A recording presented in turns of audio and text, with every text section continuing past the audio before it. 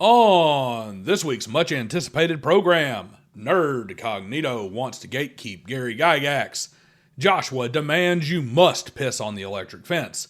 Dungeoneer can't detach his mouth from Jeffro's butt to speak, so instead he tweets.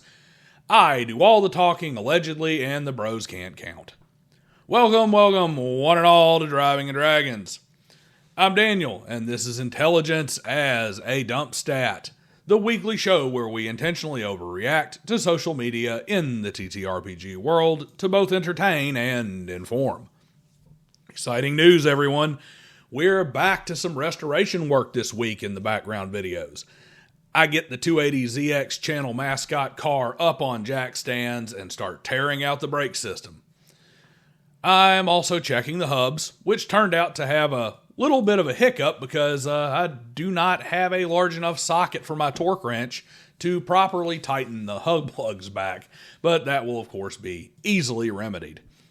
Since I am once again working on my car, I need to once again reiterate that no money from the channel goes into this vehicle. Channel funds are slowly but surely being set aside to get the Dodge Dart down here so I can fix it and give it away.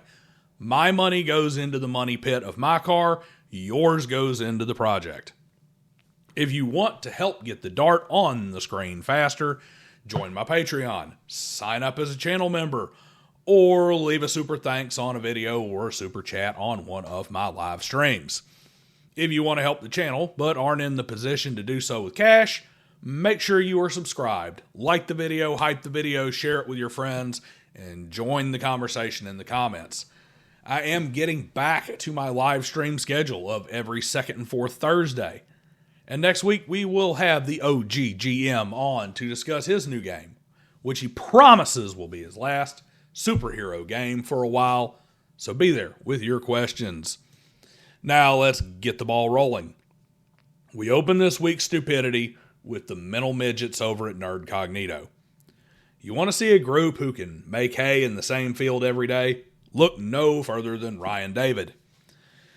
In a funny sort of way, he's kind of like a weird mutation of the bro-s artards that I'll be discussing later. While the bros prattle on about one true way to play, Nerdcognito likes to bloviate about all the reasons that if you disagree with them, then you don't really play. They essentially have a handful of show notes on rotation. Safety tools, Jenny D, Condor DM is stupid, let's all get along right after I make AI porn of your family, and today's offering, gatekeep everyone who does modern gaming thing we don't like. That is basically it. This time it was their 57th run on dice fudging. For those who don't know, dice fudging is a bit of a blanket term that covers any time a game master makes a behind-the-screen alteration either to harden or soften random results. It most often takes the form of bad math. GM rolls a 15 and has a +5 to hit with the monster. Player who's been hit every single round is about to die and has an 18 AC, so the GM proudly proclaims, the orc swings his axe in a murderous arc with a 17 to hit. The party is almost out of resources and has had nothing go right the entire adventure, so the GM rolls a random encounter and ends up with the maximum number of the worst enemy and dutifully reports that one of the second worst enemy ambushes the party. Or hell, maybe I just roll once on the random monster table instead of 3 times, and I quote-unquote should be rolling 3 times. Basically tweaking outcomes to account for chaos theory playing havoc with the old RNG. Well, Nerdcognito comes out with dice fudging DMs are liars. Why bother playing? This destroys all trust. Gatekeep. Kick all dice fudgers out of your group. Is there a problem with roll in the open strictly by the dice D&D? Absolutely not. Do good GMs fudge often? No, out of thousands of rolls, you may have 2 or 3 times that fudging of some flavor is possibly warranted. But here's the truth. The GM's number one obligation is to the fidelity of the game.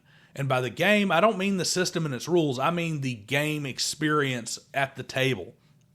Nerdcognito likes to pretend that they are actually defenders of classic gaming and aren't just a collection of cross-dressing clowns, so let's see what classic gaming has to say about dice fudging.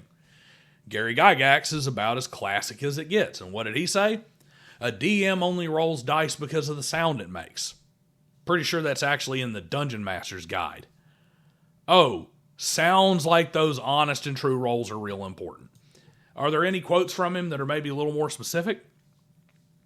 If mere chance is the cause of impending failure, I modify the situation to have the adversarial side be likewise blighted by ill fortune. If I overpowered the NPCs or monsters, I do indeed reduce these capacities in some way, so as to enable the party to succeed. Oh, damn. Here's the truth, which I know Ryan David is allergic to, so if you're here, Ryan, go ahead and get that EpiPen ready. There are great GMs who fudge, and there are awful GMs who don't. If you know what all great GMs and players do, though, they go back to Kixkstarter for Corvid Codex Volume 1 before it ends in just 11 days. You thought I forgot, didn't you? Here's the deal. While dice fudging is neither a sign of good GMing or bad GMing, one thing that good GMs absolutely do need to do is read. You can't have deep, meaningful stories, emergent or otherwise, without having good stories seeped into your bones through exposure.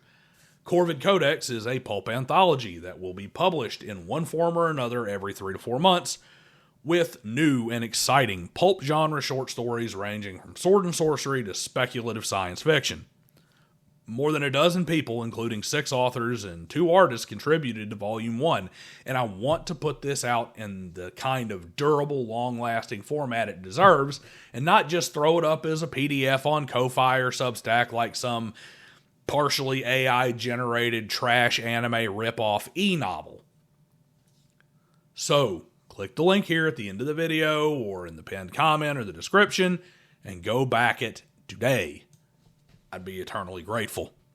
And now that I have ambushed you with my ad-bushed you, I guess, let's see what idiocy Joshua at Blue Hoss Cat had to spew on X this week.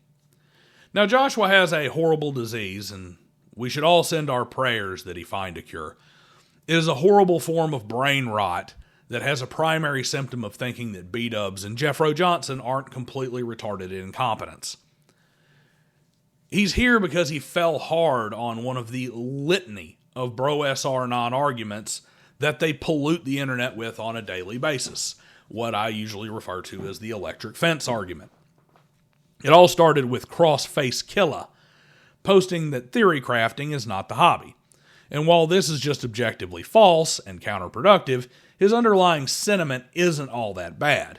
To truly be part of the hobby, you can't just theory craft. You have to put ideas into action to test them. It happens in auto racing all the time. On paper, a race car build looks fantastic until you build it and it constantly flies to pieces or won't run at all because you stacked tolerances to the point that the machine can only run in the most perfect of perfect conditions with parts machined to a level that NASA would blanch at. Joshua, however, completely misses that and overcorrects straight into the bro-SR ditch. You see, he has exhausted all patience with people talking about games who have not run bro-SR style 1-to-1 time, rules as written for at least 6 sessions. Your analysis is meaningless without it. Of course, let's set aside that if you have, he will demand that you show him where you publicly posted a play report like anyone outside your table wants to read about your game. And let's also set aside that even if you have done that, he will move the goalposts back to some minute pseudo-evidence he found in that, your calendar was off by 4 seconds last session, so you clearly did it wrong and it doesn't count. Let's focus on the stupidity of the statement on its face. Joshua thinks that you have to piss on the electric fence yourself in order to have a valid opinion on if it's a good idea or not, because common sense, or even watching someone else get 10,000 volts to the testicles, is apparently insufficient. Humans are creatures of reason. We continue to exist on this world because we don't have to personally try things to understand that slapping a bear cub in front of its mother is a bad idea. But this is a central tenet of bro conceit. They are perfect. If you don't agree, you either never tried it their way or you tried it wrong. Never mind that they changed it last week. They will just claim their old was as still perfect. And, their old way is still perfect. New way is just perfecter. And you need to have at least 78 hours of playtime, vetted and graded by one of their lower IQ higher ups on the ladder before you can speak on it. Speaking of the lower IQ higher ups in the Bro SR, we have Dungeoneer returning. Why is he here? Well, because he chose to exemplify another pillar of Bro SR idiocy, the grossly overstated importance of Jeffro Johnson. As some of you may know, I was on This is Dundermoose this last Wednesday, where, after a long and peaceful hiatus, the founder of the Bro SR, Jeffro Johnson, made a surprise return. That wasn't a surprise that really shocked everybody. It just wasn't. We all kind of knew he was on his way back. He's got another book that he probably wrote 2 sentences of that he's got to push. But he did kind of, they did kind of slip it in there, especially on poor old Griff Morgan, who just, that guy's oblivious. But anyway, I'll tell you what wasn't a surprise. What wasn't a surprise was that every single story that I've heard about him is essentially correct. He is a self-absorbed narcissistic prick who is physically incapable of speaking without first nailing himself to a cross. It is rare that I come across a person so instantly and thoroughly dislikable that I can honestly say that if I never heard another word out of his mouth, it would still be far too much Jeffro in my life. But not according to Dungeoneer. Jeffro is the most important person to D&D in decades. The weight of his importance is so heavy that only humility can bear it. The backs of the proud will be broken. Well, our backs maybe, but not our arguments. For over an hour, I listened to Jeffro contradict himself and dodge questions like he was in the Matrix. Seriously, the Bro SR is like the Mormons in that episode of South Park. Jeffro tells us that an angel gave him a golden DMG that only he can read and only he can interpret, but somehow it's different every single time he looks in to tell you his newest stupidity. Amazing that Jeffro only had his great epiphany after Gary Gygax was dead. You see, every single person who was actually part of the development of D&D repudiates Bro SR theory, play, or interpretation to one degree or another. Makes you think that Jackass Johnson wanted to make sure Gary was not around to issue a personal correction before he started spewing his BS. Either way, Dungeoneer puts on full display that central idiocy of the Bro SR. They are, in fact, a cult worshipping a false, self-proclaimed messiah of gaming, and it really is pathetic. And then, of course, like most cult-type groups, they're really actually very small. They're very loud, and their believers are very devout believers, but they're not some big, great part of the hobby. 99.9% of this hobby couldn't tell you what a Bro SR is. Hell, 99% of them can't even tell you what the OSR is. That's kind of what the terminally online stuff tends to do. Rounding things up, let's go ahead and talk about some Bro SR numbers, particularly bro numbers about yours truly. It was said that my channel is basically a Bro SR takedown channel. And this is despite the fact that of the 332 videos on this channel, only one series of 55 videos features them in any significant capacity, and it's not even every episode of that one. There are numerous Intelligence's Dumpstat videos that never mention the bros. Hell, there's even a few of them that mention the bros in a favorable light.